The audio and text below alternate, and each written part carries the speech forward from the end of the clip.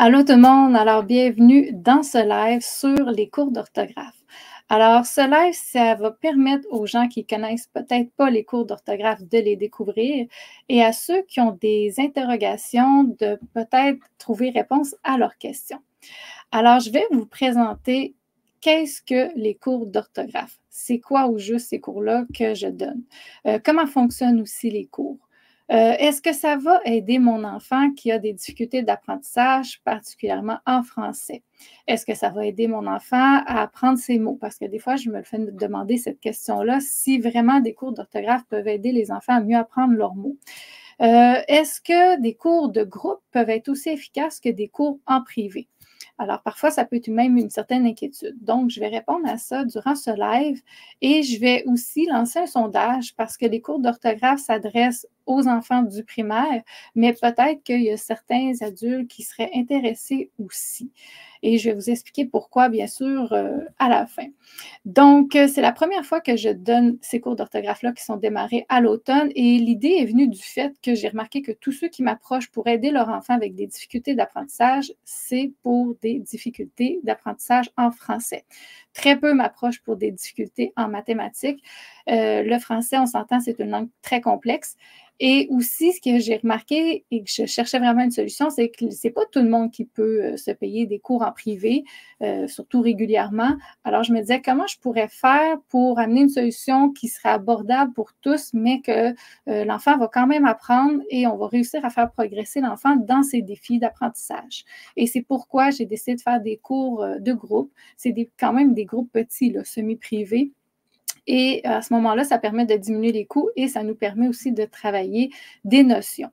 Donc, je précise c'est quoi quand même les cours d'orthographe. Pour ceux qui ne connaissent pas ça, je laisse le lien qui va défiler aussi dans le bas pour aller les voir. Alors, c'est un cours d'orthographe lexical. Donc, je m'explique parce que l'orthographe, on s'entend pour écrire des mots, faut savoir écrire le lexique, comment s'écrit le mot tel quel qu'on le retrouve dans le dictionnaire, mais il y a aussi l'orthographe grammaticale parce que le mot va être influencé selon sa fonction dans sa phrase, selon sa classe de mots. Alors, ça se peut que le mot va s'accorder, par exemple, des trains.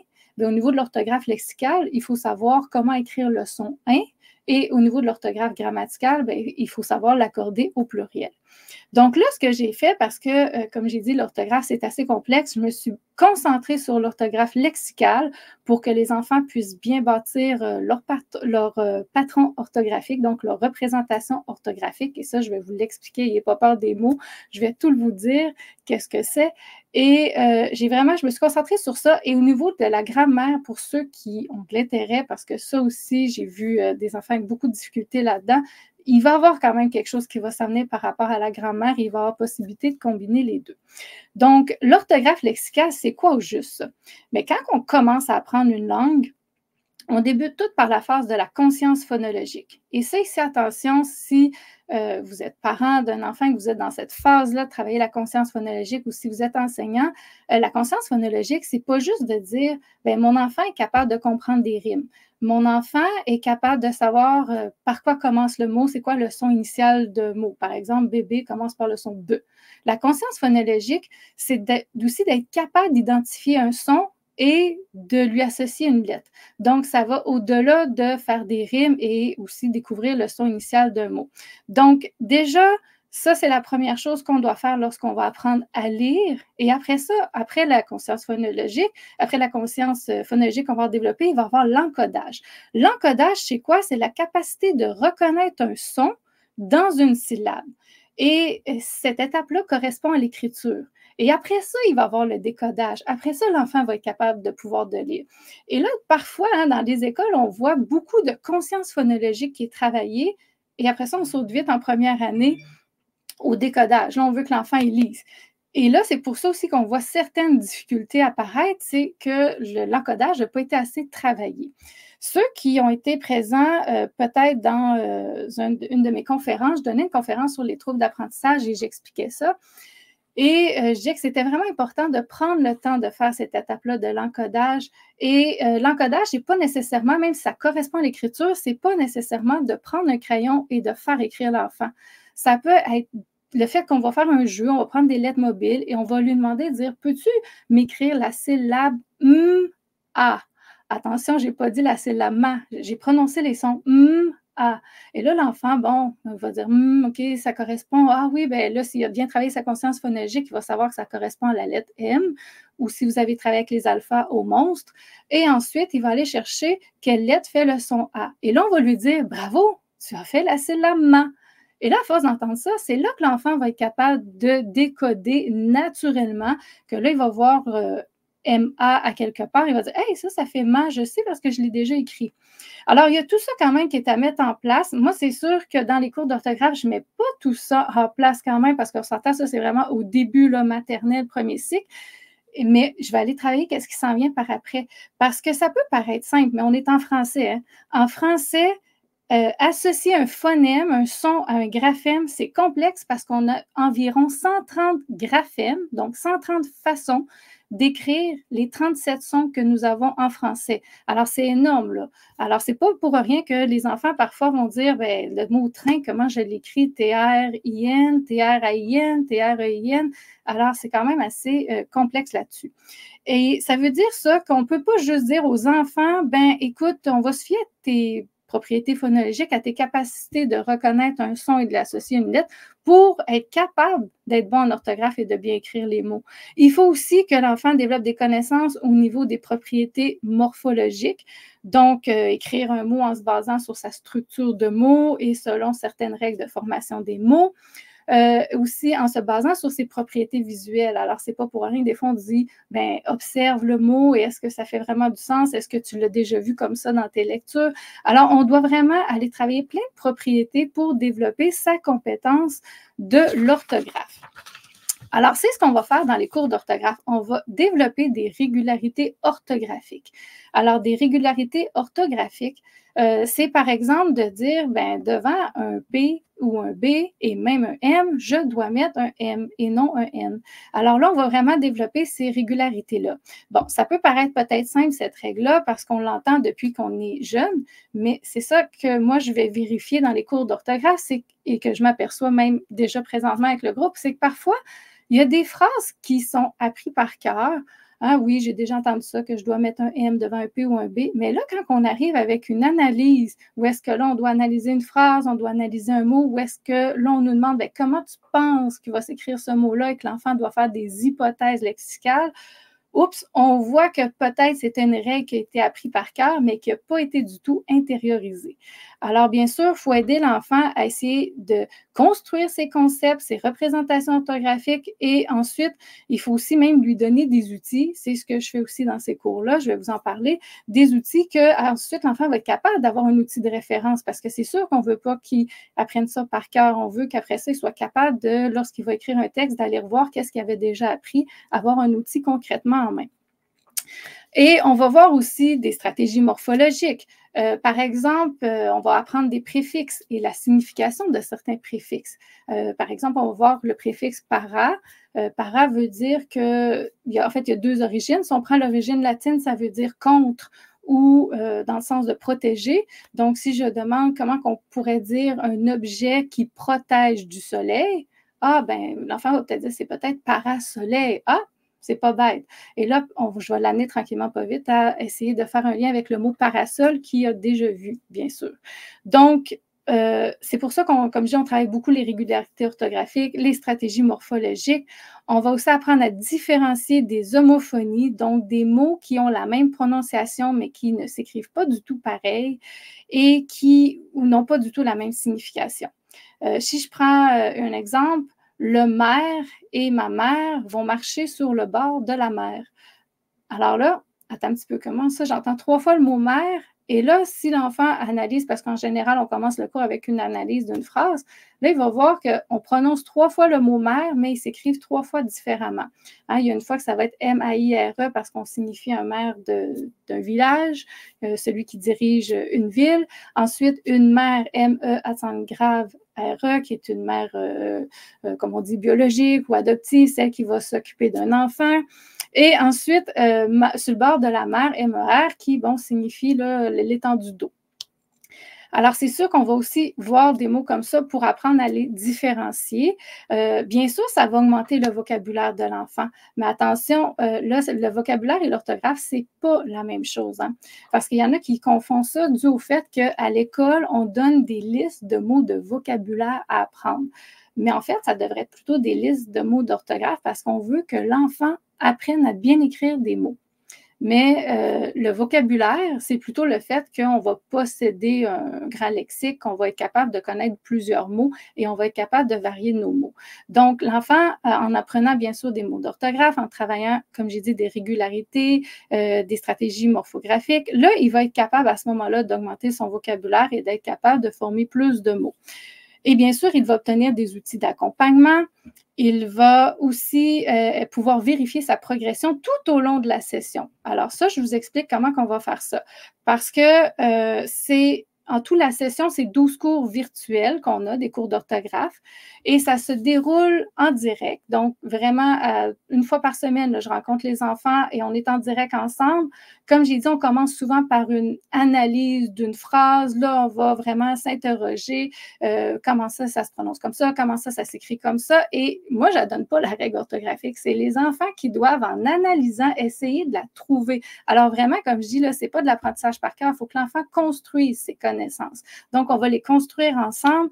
Et là, après ça, ils vont faire des exercices et on va faire des jeux. On fait beaucoup de jeux aussi. Il y a beaucoup d'interactions au point que j'ai diminué un petit peu le nombre de personnes maximum parce que j'avais dit au début que j'étais prête à prendre 6 personnes maximum par groupe. Mais là, j'ai réduit ça à 4 parce que déjà, j'ai vu qu'avec mon groupe de 3, comme je laisse beaucoup les enfants prendre de la place et je donne le contrôle vraiment du cours dans le sens que c'est un cours très interactif où est-ce que les enfants, parfois dans les jeux, ben, ils ont à déplacer des pions, comme si on jouait vraiment ensemble en direct, là, un à côté de l'autre, un jeu de société. On fait ça, mais avec, je dirais, tous les outils virtuels disponibles. Donc, les enfants doivent déplacer des pions. Des fois, je vais demander, bon, comment s'écrit ce mot-là? Bien, c'est les enfants qui doivent l'écrire, alors ils prennent le contrôle de l'écran. Et quand même, juste la gestion d'apprendre, surtout les premiers cours, là, apprendre comment ça fonctionne pour prendre le contrôle de l'écran. Et bon, là, en plus, on réfléchit à des mots. C'est pas toujours non plus facile. Juste ça, j'ai trouvé qu'avec un groupe de 3, c'était déjà quand même beaucoup et je dis que 4 va être vraiment le maximum de personnes que j'accepte parce qu'il y a vraiment beaucoup d'interactions. Et bien sûr, ces interactions-là, ça va augmenter énormément le plaisir d'apprendre, ça augmente aussi les échanges entre les personnes et le fait qu'on soit en groupe, bien, ça diminue les coûts. Les enfants sont vraiment, vraiment actifs, comme vous pouvez le comprendre si vous êtes là depuis le début du live. Vous pouvez voir que c'est pas du tout du fait du par cœur. Vraiment, je te donne une règle et c'est quand je pose des questions, c'est pas une question de écris-moi par exemple le mot train ou épelle-moi le mot train. Non. L'enfant doit réfléchir avec ce qu'on a vu, doit aussi redire ah ben si on l'écrit comme ça, c'est à cause de ce qu'on a vu là. Bon, alors il doit faire vraiment des liens. Et même quand on fait des jeux, des fois, il y a des jeux qui viennent tellement énerver. Il y a un jeu, entre autres, c'est un jeu de bowling. Là, donc, c'est comme si on joue au quai vraiment ensemble. Et là, c'est sûr que les enfants viennent énerver, que là, ils oublient même qu'ils font de l'orthographe. Ils oublient qu'ils sont en train d'apprendre là, quand même à bien écrire les mots. Alors, c'est vraiment de toute beauté de voir ça. Et jusqu'à présent aussi, les commentaires qu'il y a eu pour le groupe, c'est justement, ils adorent vraiment le fait que c'est des jeux. Comme ils ont dit, c'est pas du tout un apprentissage qui ressemble à des cahiers, c'est pas du tout du par cœur. Ils aiment vraiment ça, le fait qu'il y a beaucoup de jeux. En fait, il y a des jeux à chaque cours. Les jeux varient aussi. Donc, parfois, c'est sûr que c'est des jeux qui amènent une plus grande intensité, comme le jeu que j'ai dit, le jeu de quilles. Il y a d'autres jeux qu'au début, ils vont faire « Ah, ouais, ça me tente moins », mais après ça, là, ils vont découvrir « Ah, ben c'est intéressant, là, je comprends bien le jeu », puis là, ils vont voir que ah, ben c'est pas si pire, tu sais, c'est pas besoin d'être toujours énervant comme les quilles. Ensuite, ce qu'ils ont aussi mentionné dans le groupe, c'est qu'ils ont aimé aussi le fait que moi, j'enregistre pas le cours pour leur dire, ben écoute, réécoute le cours parce que ça fait quand même un cours de 45 minutes que tu auras à réécouter après, ça devient quand même assez long. Donc, pour ceux qui veulent revoir le cours, il y a une vidéo qui est un résumé en 5 minutes. Donc, ils ont seulement 5 minutes et là, ils vont tout revoir les notions du cours. Donc, ça a été vraiment apprécié aussi. Et le fait qu'ils ont un petit questionnaire pour valider leurs connaissances, ça aussi, ça a été beaucoup apprécié. Alors, tout ça, tous ces jeux-là, toutes ces activités-là est fait aussi comme dans une session de 12 cours, donc dans un bloc. Et dans ce bloc-là, on ne peut pas toutes voir les notions qu'il y a en français. Par contre, je m'arrange qu'il y ait une gradation dans les notions. Donc, on commence souvent avec une petite notion de graphème, une régularité orthographique, souvent qu'ils connaissent. Et après ça, on ajoute des notions un peu plus complexes. Et dans les jeux qu'on va faire, c'est voulu que parfois on retrouve des notions qu'on avait déjà vues dans les autres cours pour les retravailler. Et en plus des 12 cours en direct, les enfants ils ont accès aussi à une plateforme. Cette plateforme-là, c'est là-dedans qu'ils vont trouver tous les documents à télécharger. C'est là-dedans aussi qu'ils vont pouvoir avoir accès à la vidéo de résumé de 5 minutes. Et dans cette vidéo-là, ben, comme j'ai dit, ils revoient vraiment tout ce qu'on a vu, mais en 5 minutes et moins. Donc, c'est génial. Et après ça, le questionnaire qu'ils peuvent répondre, en fait, ça leur permet de valider où est-ce qu'ils en sont dans leur progression. Est-ce que là, ils ont vraiment bien compris qu'est-ce qu'ils ont vu? Est-ce qu'ils sont capables de le réinvestir dans un autre contexte? Parce que des fois, dans le questionnaire, c'est pas exactement comme on a vu dans le cours, mais c'est fait justement dans le but, est-ce que tu es capable de transférer tes apprentissages dans un autre contexte? Et ce questionnaire-là, ce qui est intéressant, c'est qu'ils vont avoir le résultat, mais c'est pas dans le fait dans le sens que tu as mal et c'est pas bon du tout, c'est qu'en plus, ils vont pouvoir voir c'était quoi la bonne réponse à mettre pour essayer de comprendre aussi elle était où leur erreur. Et ils peuvent refaire aussi ce questionnaire-là autant de fois qu'ils le désirent. Donc, un enfant qui aime savoir un résultat super positif, bien, il peut le refaire jusqu'à temps qu'il ait 100%. Il n'y a pas de problème, en fait. Et même, ça va amener à la fin, si l'enfant reviser toutes ses vidéos, fait tous ses questionnaires. À la fin, il va même avoir un certificat comme de quoi qu'il va avoir réussi le cours d'orthographe. Donc, c'est vraiment intéressant. Les enfants adorent ça beaucoup, cette formule-là. Et pour ceux qui se le demandent, pour les plages horaires de l'année 2024, parce que là, la session est jusqu'au début décembre, cette session-ci. Donc, la prochaine session va sortir en décembre. Donc, en décembre, il va y avoir les inscriptions avec l'horaire de 2024. Donc, vous allez savoir quand vont commencer les cours au début 2024, quand vont se terminer les cours. Et les inscriptions vont vraiment débuter là. Comme j'ai dit, je prends seulement 4 personnes maximum par groupe. C'est à partir de la 3e année, donc CE2 pour le côté de l'Europe, et ça se termine à la 6e année du primaire.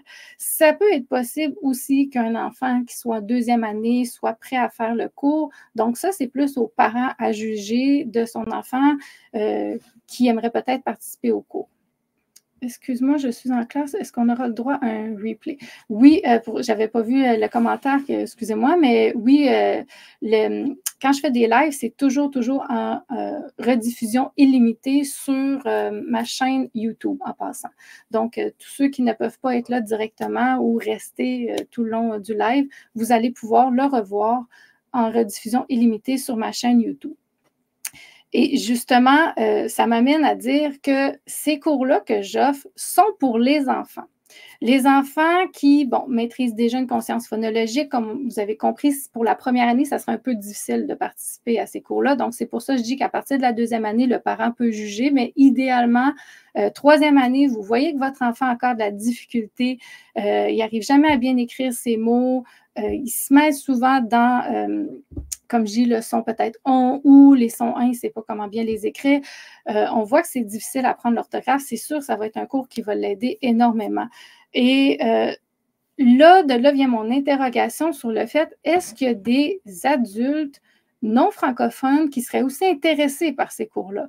Parce que sur ma chaîne YouTube, il y a beaucoup de gens qui commentent, mais c'est des personnes qui vivent, il y en a qui me le disent, puis d'autres, je ne sais pas du tout ce qu'ils vivent, là, mais il y en a qui vivent au Maroc, en Algérie. J'ai eu certaines personnes aussi dans le coin de l'Afrique. Et là, ils m'ont dit que, les vidéos par rapport au français, au niveau des syllabes, au niveau des règles, justement, syllabiques de découpage des mots et d'autres vidéos par rapport au français les avaient aidés énormément pour apprendre le français. Mais c'est bien, c'est sûr, c'est super bien d'apprendre avec des syllabes, mais c'est encore mieux parce que les syllabes vont être utiles là, quand on va apprendre à écrire un texte pour découper, mais apprendre au niveau des syllabes, du découpage syllabique, c'est quelque chose qui s'apprend quand même assez vite.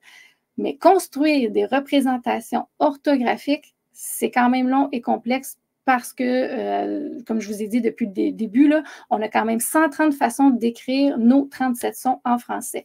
Donc, c'est sûr que ça prend du temps et ça prend, comme je dis, le fait qu'on soit confronté à s'interroger sur la langue, ça prend des exercices comme ça et ça prend des outils de référence que vous allez obtenir avec la plateforme que vous pouvez télécharger gratuitement. Et c'est des documents qui varient de 5 à 7 pages quand même, où est-ce que vous allez pouvoir retenir tout ce que vous avez vu et vous en servir lorsque vous allez écrire des textes. Alors, si jamais il y a des adultes non francophones qui sont intéressés à ces cours-là, bien sûr, je partirai un groupe juste pour les adultes, pour séparer les enfants des adultes.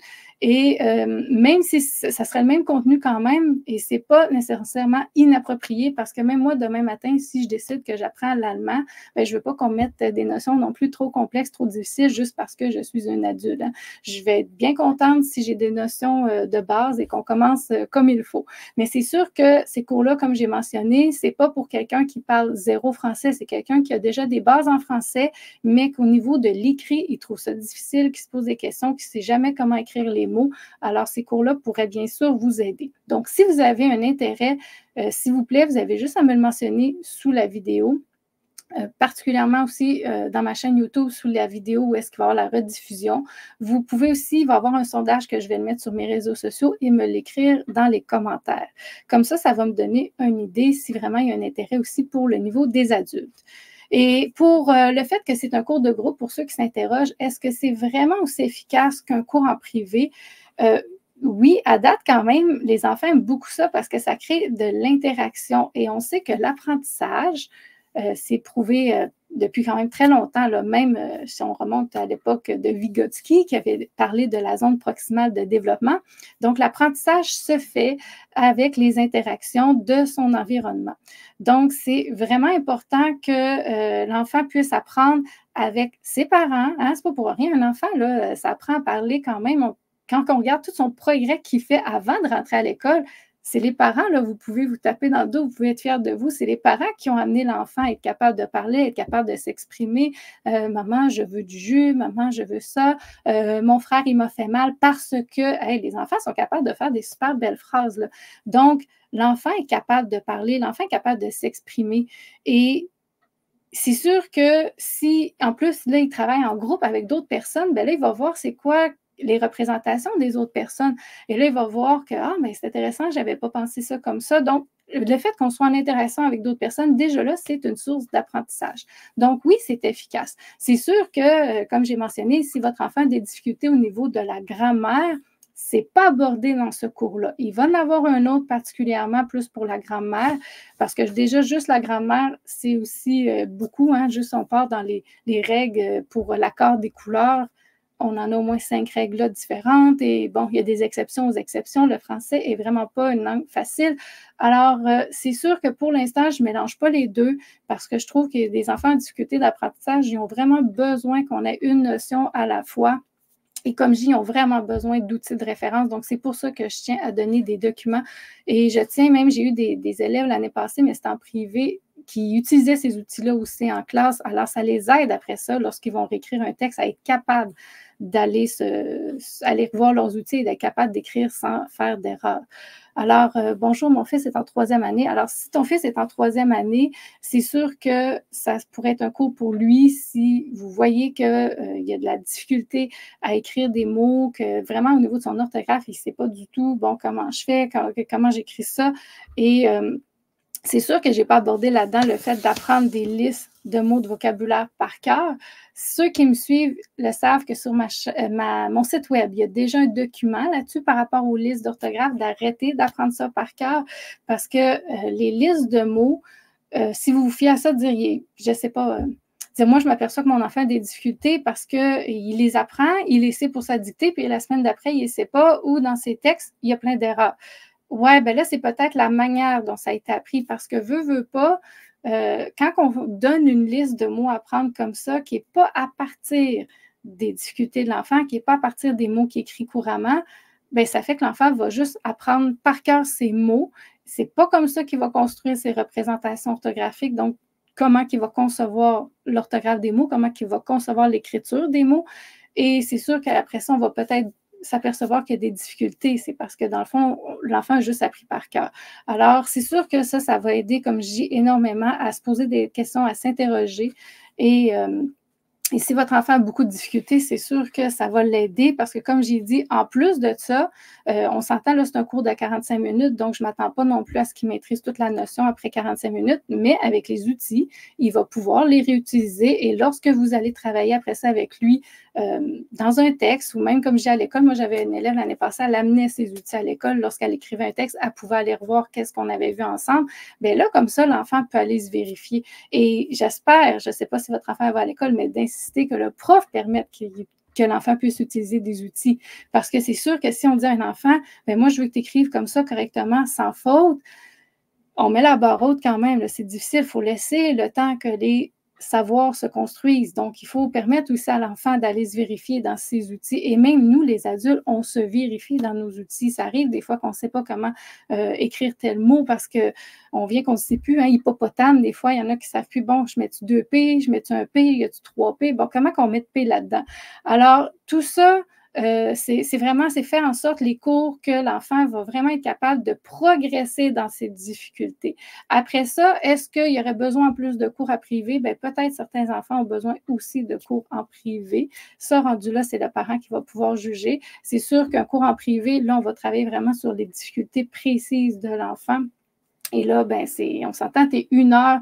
Un cours en privé, c'est 60 minutes où est-ce que là, l'enfant est vraiment juste avec moi pour travailler ses difficultés. Donc, c'est aussi quand même demandant et il veut pas, c'est juste lui qui a à interagir. Là. Donc, ça demande quand même beaucoup de participation. Pour certains enfants, là, c'est mieux même des fois des cours en groupe parce que justement, ça leur demande trop de concentration. Donc, ça dépend toujours des difficultés des enfants. Là, je pense à certains enfants TDAH qui viennent complètement brûler après 30 minutes quand ils sont en individuel parce que là, ça demande tellement de concentration que ils sont plus capables après ça là, de continuer. Donc, c'est sûr que c'est pas grave. Là, je fais des jeux, je vais travailler les notions d'une autre façon, mais c'est sûr que les cours de groupe sont quand même efficaces au même titre que des cours en privé. Donc, si vous avez d'autres questions sur le site, sur l'adresse du site qui défile en bas, il y a aussi une partie en bas là, qui s'appelle FAQ, une partie de foire aux questions. Alors, il y a des questions là-dedans, par exemple, comme j'avais mentionné, est-ce que c'est en rediffusion? Je l'explique pourquoi je ne mets pas mes vidéos en rediffusion, les cours en rediffusion, je veux dire, parce que les cours d'orthographe, c'est fait avec des enfants. Et je suis moins à l'aise de filmer les enfants et d'envoyer ça après dans des courriels aux parents parce que, bon, tu sais, on sait, la cybersécurité, c'est super important.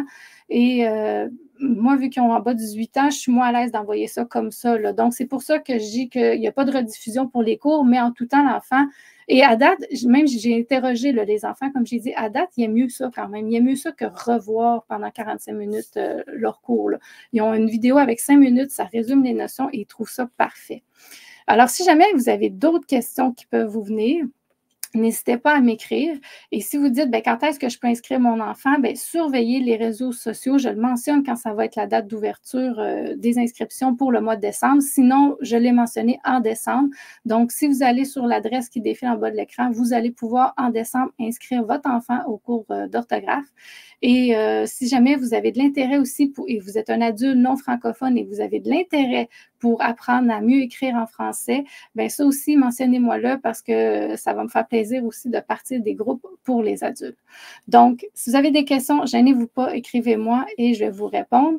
Je vous souhaite une bonne fin d'après-midi et je vous dis à bientôt.